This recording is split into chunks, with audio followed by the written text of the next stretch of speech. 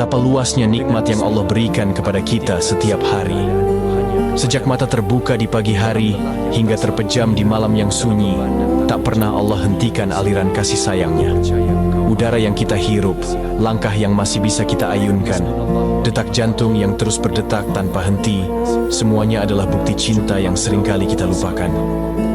Seringkali kita sibuk meratapi kekurangan, hingga mata tak lagi mampu melihat betapa besarnya kelebihan yang Allah titipkan.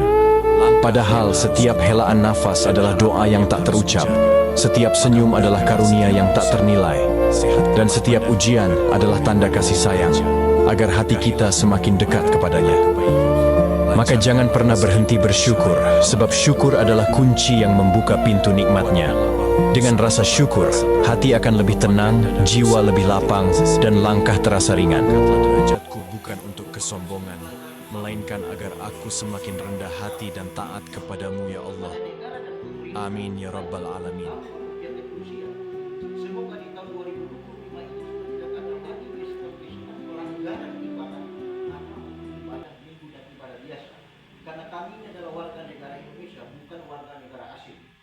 Berdasarkan Undang-Undang dan KUHP pasal 175, itu ada tuntutan hukum bagi siapa yang melakukan pelanggaran menutup ibadah.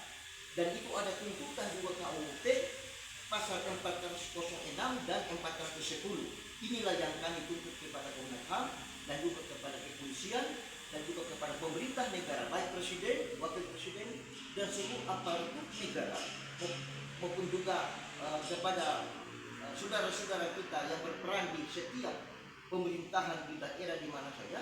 Tolong supaya pahami undang-undang ini, bahwa negara kita ini adalah negara demokrasi, negara yang punya undang-undang, negara yang punya Pancasila, dan itu punya kebebasan. Orang ibadah tidak perlu ada untuk izin.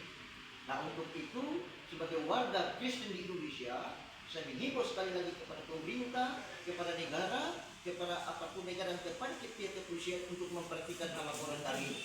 Dan kami ini adalah merah putih NKRI harga mati. Untuk itu tolong jangan sampai nanti terjadi hal-hal di kemudian hari, akhirnya bisa menjadi suatu hal yang tidak diinginkan oleh pemerintah maupun kita warga negara. Saya pikir itu saja demikian yang saya bisa sampaikan kepada pers untuk dapat ditanggapi dari pihak mana saja yang membaca hasil daripada laporan kami ini. Semoga dapat dan khusus bahwa negara ini bukan saja kita mau mengatakan bahwa toleransi, tetapi kesetaraan yang kita minta, sehingga betul-betul kita ini bineka tunggal ika, berbeda-beda tetapi satu. Demikian, merdeka, merdeka, merdeka, NKRI harga mati.